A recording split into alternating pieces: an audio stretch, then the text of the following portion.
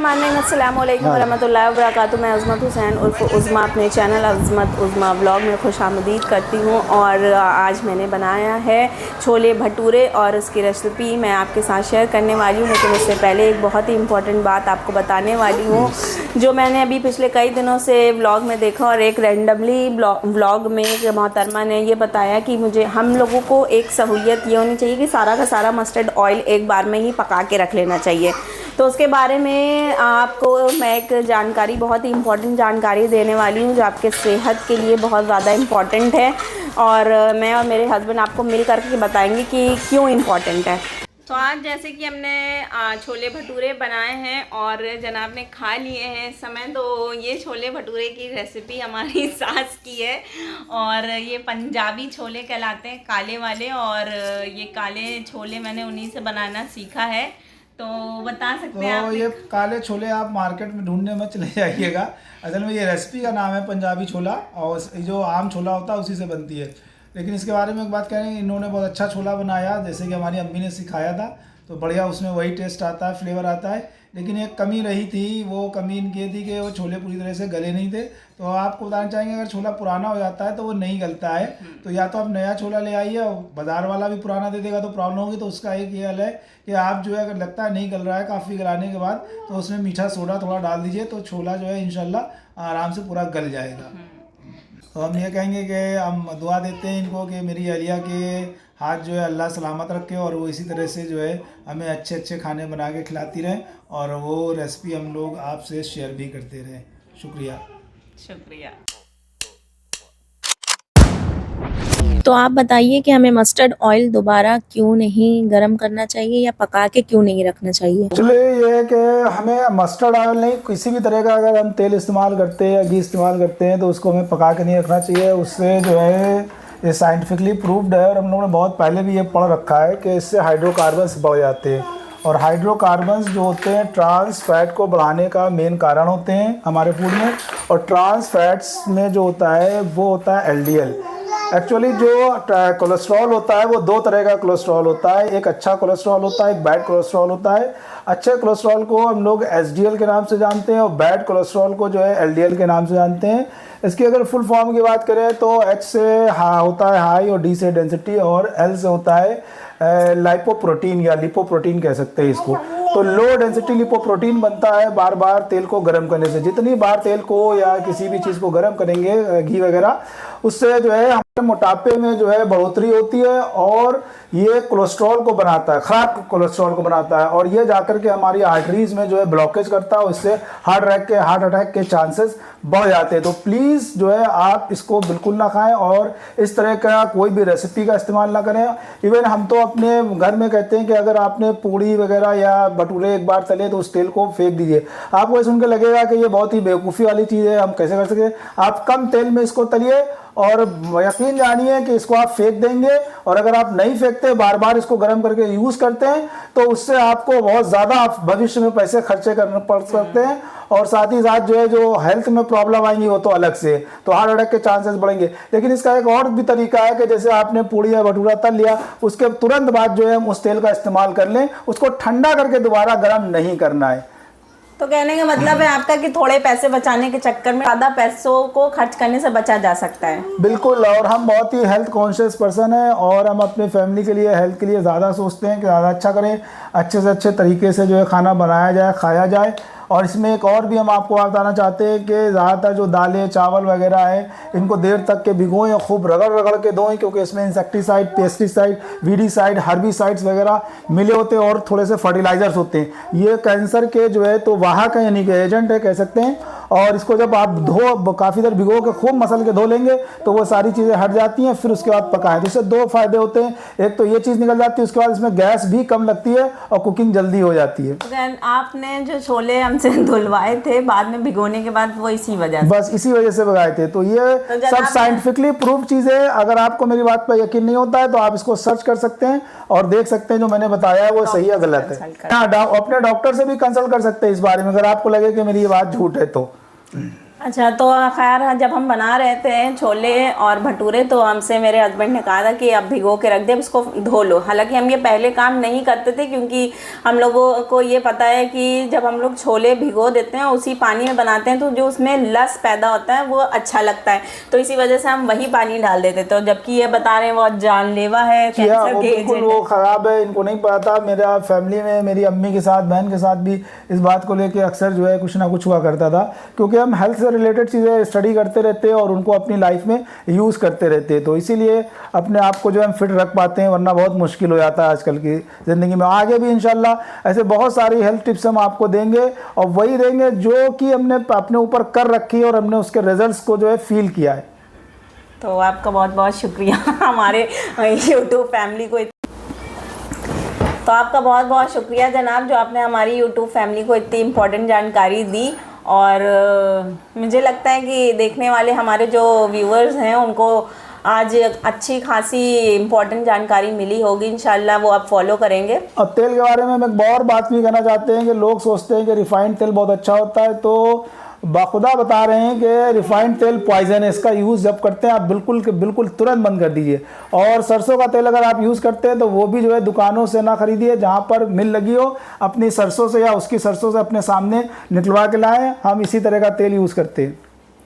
अच्छा, और रिफाइंड कि तेल ही के बारे में आप बताएंगे, रिफाइंड और भी चीज़ हमें नहीं खानी चाहिए? नहीं, रिफाइंड चीज़ों से बचना चाहिए क्योंकि वो एक केमिकल प्रोसेस के थ्रू गुजरता है, उसके अंदर कुछ केमिकल हो जाते हैं जो कि बहुत ही हार्मफुल होते हैं, तो उससे वो अवॉइड करना है।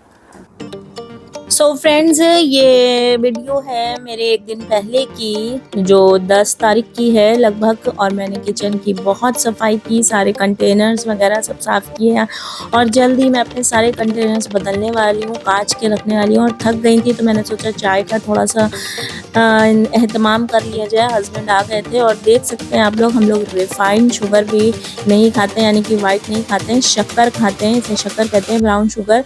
और जाहिर सी बात है कि हमें अपने थोड़ा सा हेल्थ के लिए कॉन्शियस होना पड़ेगा आज के ज़माने को देखते हुए और बीमारियों को देखते हुए। तो बहुत कोशिश हम लोग अपनी जारी कर चुके हैं कि हम लोग काफ़ी चीज़ें अपनी बदल दें, और अभी पूरी तरह से नहीं बदल पाए, लेकिन फिर भी कोशिश है कि बदल देंगे इंशाल्लाह जल्दी।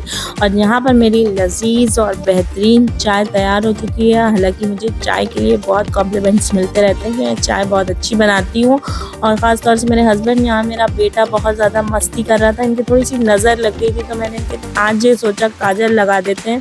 काजल हालांकि मैं ज़्यादा यूज़ नहीं करती हूँ बच्चों को, लेकिन फिर भी कभी कभी मन करता है ना कि काजल लगा के उन्हें सजाया जाए, लेकिन काजल लगाया और मेरे बेटे ने सारा काजल अपने हाथों से ख़राब कर लिया। और फिर मेरी बेटी चाय बिस्किट डिप करके खा रही थी और मुझे मस्ती आ गई और मैंने अपने बेटे को बना दिया प्लेट में, हालांकि ये अच्छे नहीं लग रहे थे। और फिर मैंने रात में ही छोला भिगोने की प्रिपरेशन शुरू कर दी, क्योंकि मेरे छोले थोड़े पुराने हो गए थे जैसे कि हस्बैंड ने बताया और ख़त्म होने थे, तो मैंने सोचा इसे जल्दी ख़त्म कर देते हैं और वरना इसमें घुन लग जाते हैं। और लगभग कुछ में घुन लग ही गए थे, और बहुत कम, क्योंकि हम 2 ही लोग हैं और बहुत कम मैंने छोला भिगोया, क्योंकि और ज़्यादा मंगाया भी नहीं क्योंकि कम ही थे। तो मैंने कहा बस इसे एक टाइम में ही खा के ख़त्म करना है, क्योंकि वैसे भी छोला बहुत ज़्यादा गैस बनाता है और मुझे मतलब एसिडिटी करने लगता है। तो यहाँ पे मैंने छोला भिगो करके रख दिया था कायदे से धो करके। और छोला तो नॉर्मल सभी ज़्यादातर बना लेते हैं, हालांकि मैंने कुछ पंजाबी छोला बनाया था अपनी सास की रेसिपी से, लेकिन भटूरा जल्दी नहीं बनाते, नॉर्मल लोग पूड़ी बना लेते हैं। तो मैं अल्लाह का शुक्र है कि मैं भटूरा भी अच्छा बना लेती हूँ। मेरे हस्बैंड ने बोला कि बहुत अच्छा भटूरा आप बना लेती हो, तो फ़िलहाल मैं भटूरा ही हमेशा बनाती हूँ। तो आपको बस लेना है मैदा अपने नंबर ऑफ़ फैमिली के हिसाब से, और बस उसमें थोड़ा सा दही डालना है, और मैंने 2 चम्मच आप देख रहे होंगे दही डाला, उसमें नमक थोड़ा डाला है, स्वाद अनुसार आप अपना नमक डाल सकते हैं, और इसमें थोड़ी सी चीनी भी डाल दीजिए आप, तो ज़्यादा बेहतर रहेगा। और फिर इसमें जैसा कि आप देख रहे हैं कि अभी रिफ़ाइंड मेरा ऑयल ख़त्म नहीं हुआ है, और इंशाल्लाह जब ये ख़त्म हो जाएगा तो अब मेरे घर में रिफ़ाइंड ऑयल नहीं आएगा, चाहे कुछ भी हो जाए। मस्टर्ड ऑयल आएगा, वो भी हस्बैंड ने कहा है मिल से बिल्कुल निकलवा के लेके आएंगे सरसों दे करके। तो ये इसमें थोड़ा सा आप, क्योंकि इस्तेमाल तो अब करना ही है, ख़त्म करना है। हालांकि हस्बैंड कह रहे थे नहीं इसे हटा दो, मेरी ज़बरदस्ती से उन्होंने कहा कि चलो अच्छा फ़िलहाल इस्तेमाल कर लेते हैं। तो इसमें थोड़ा-सा आप रिफाइंड ऑयल, घी या फिर मस्टर्ड ऑयल कुछ भी आप डाल सकते हैं इसमें, और इसे पूरा मिक्स कर लेंगे। और मिक्स करने के बाद आपको धीरे-धीरे इसमें पानी डाल कर के इसे गूँध लेना है, और इसे इतना गूँधना है कि इसका टेक्सचर कुछ एकदम चिकना सा हो जाए, एकदम मुलायम हो। और मैं ज़्यादा बहुत टाइट इसका आटा नहीं गूँधती हूँ, एकदम जैसे नॉर्मल आटा गूँधती हूँ। कई लोगों को मैंने ऐसे देखा बिल्कुल पूरी की तरह टाइट आटा गूँधते हैं। टाइट आटा बिल्कुल भी आपको नहीं गूँधना है। मैंने एकदम सॉफ्ट अपने हिसाब से गूँधा था। आगे आप देखेंगे कि इसका डो मैंने किस तरह से तैयार किया है, और इसे धीरे-धीरे ऐसे करके थोड़ा-थोड़ा पानी डाल के आपको गूँधना है। और आप देख सकते हैं कि इसका किस तरह का टेक्सचर है। इसमें उँगली में लगा के इसलिए आपको दिखा रही हूँ कि आप देख लें, इससे अंदाज़ा हो जाए कि आपको किस तरह का आटा गूँधना है। मैंने इतना मुलायम आटा ही गूँधा था। और अब इसे आपको इस पे ढक्कन ढककर थोड़ी-सी गरम जगह पर रख देना है, जहाँ पर थोड़ा-सा एटमॉस्फेयर गरम हो। फिर हमने अपने पंजाबी छोले के लिए जो एक स्पेशल मसाला तैयार करना होता है, वो तैयार करना है। और यहाँ पर मैं आपको एक ज़बरदस्त टिप दूँगी, और ये टिप मैं आपको कहीं पर भी दे सकती हूँ, इसलिए बिना स्किप किए बिना आप ये वीडियो आखिरी तक ज़रूर देखिए। और ये एक बहुत ही कामयाब टिप है, और आप इसे बनाएँगे तो आपको भी पता चलेगा कि ये टिप कितनी काम की है। और अगर आप इसे नहीं यूज़ करेंगे तो फिर आपको दिक्कत हो सकती है। इसमें आप अपने स्वाद अनुसार लाल मिर्च पाउडर ले लिए, धनिया पाउडर ले लिए, नमक ले लीजिए, और छोला मसाला आपको लेना है इसमें। जैसे कि आप देख रहे हैं मैं एवरेस्ट का छोला मसाला यूज़ करूँगी, और आपको थोड़ा-सा गरम मसाला लेना है।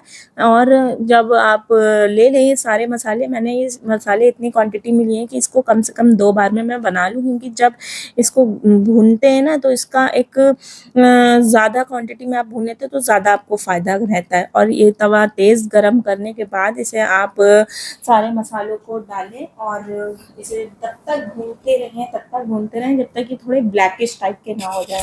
और इसको भूनें, और इसमें से आप देख सकते हैं कि किस तरह से धुआँ निकल रहा है। और मैंने यहाँ पर तवा लिया है लोहे का। जो लोहे का तवा है वो काफ़ी मुझे लगता है इस चीज़ के लिए सही है, क्योंकि नॉन स्टिक पैन वगैरह मुझे समझ में नहीं आते हैं। वैसे आप जो भी आपकी चॉइस हो आप ले सकते हैं। बीच-बीच में आप फ्लेम स्लो और हाई करके आप भूनिए, और देखिए इसका कलर कैसा ब्राउन हो गया है। और ब्राउन होने के साथ-साथ जो इसका धुआँ उड़ रहा है ना, ये ही बहुत खतरनाक धुआँ है, क्योंकि लाल मिर्च पाउडर भी है इसमें, धनिया पाउडर भी है, नमक भी है, छोला पाउडर भी है। तो ये जो इसका धुआँ है, ये आपके सभी घरवालों को बहुत ज़्यादा दिक्कत पहुँचा सकता है। इस वजह से ये मैं आपको बताना चाहूँगी कि इसको भूनने से पहले, तवा रखने से पहले, इसमें मसाला डालने से पहले आप सभी घर के पंखे वगैरह बंद कर दीजिएगा। और अगर पंखा नहीं बंद कर सकते हैं तो इसे दरवाज़ों को बंद कर लीजिएगा, जिससे आपको धांस ना लगे। और यहाँ पर दूसरी टिप मैं देना चाहूँगी कि जब छोला भिगो चुके हैं आप लोग, तो फिर भी रात के भीगे हुए पानी को आपको फेंक देना, और उसे खूब मसल-मसल करके धोना है। और मेरा छोला क्योंकि काफ़ी पुराना हो चुका है, तो देख सकते हैं इसके बीच-बीच में फोड़-फोड़ के देख लीजिएगा। अगर आपका भी छोला पुराना है तो घुन ज़रूर लगा होता है, उसको निकाल के फेंक दिएगा, और जो सही छोले हों उन्हें ही इस्तेमाल करिएगा। अब आप एक प्रेशर कुकर ले लिए, और उसमें अपने अकॉर्डिंग अगर आपको थोड़ा तेल ज़्यादा पसंद है तो तेल ज़्यादा डाल सकते हैं। वैसे हम लोग ज़्यादा ऑयली खाना नहीं खाते हैं, इसलिए कम तेल डाला है। और 1 से डेढ़, मेरी प्याज़ थोड़ी छोटी थी तो मैंने 2 लिए प्याज़, और 4 से 5 आप हरे मिर्च ले लीजिए। बहुत ज़्यादा स्पाइसी खाते हैं तो आप लोग अपने हिसाब से मिर्च ले सकते हैं। और उसमें 1 चम्मच लहसुन अदरक का पेस्ट डाल करके भून लें, और उसे लहसुन अदरक का पेस्ट की स्मेल जब ख़त्म हो जाए थोड़ा भून लें।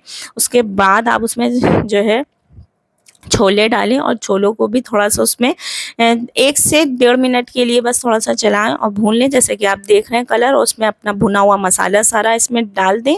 इसको 2 तरीके से बनाया जा सकता है। पहले तो आप या तो छोला उबाल लें और उसके बाद ये स्टेप करें, लेकिन मैं दोनों काम एक साथ ही कर लेती हूँ अगर मुझे जल्दी रहती है।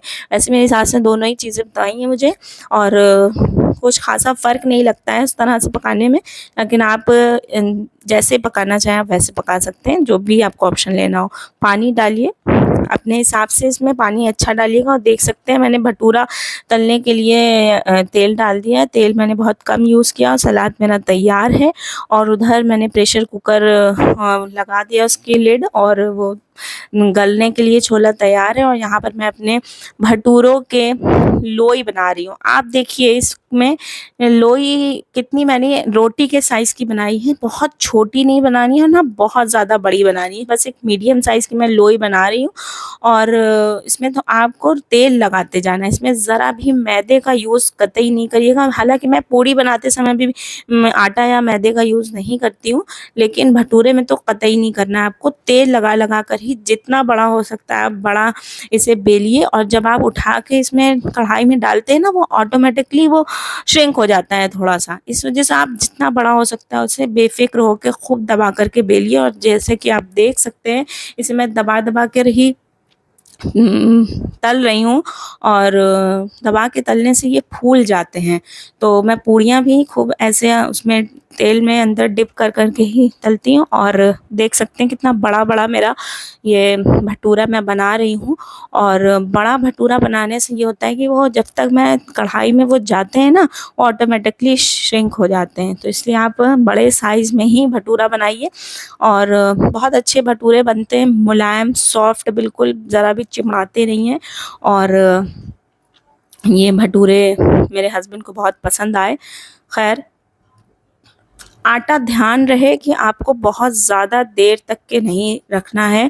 1 घंटा 1.5 घंटा मैक्सिमम बहुत है ये, क्योंकि अगर आप बहुत ज़्यादा रखते हैं तो वो ख़मीर बन जाता है। और ख़मीर जैसे बने हुए आटे से अगर आप भटूरा बनाएंगे तो वो एक अजीब सा टेक्सचर लाता है, जैसे ख़मीरी रोटी टाइप तली हुई लगती है। वो मुझे पसंद नहीं आती है। इसलिए मैं बहुत कम समय के ही लिए इसे रखती हूँ आटे को गूंद करके, जिससे बिल्कुल वो भटूरे वाला टेक्सचर आता है। वो मुझे भी बहुत पसंद आता है, मेरे हस्बैंड को भी बहुत पसंद आया। आप अगर चाहें तो ट्राई कर सकते हैं कि ज़्यादा देर तक के आटे को रख करके तल के खाइए, और 1 से 1.5 घंटा रख करके खाइए तल के, तो मज़ा आएगा आपको। दोनों में डिफरेंस देखने को मिलेगा। हमारे बेटू साहब जो बहुत ज़्यादा नॉटी हो गए हैं अब, और ये देखिए इनको बस चलना है और चलना है।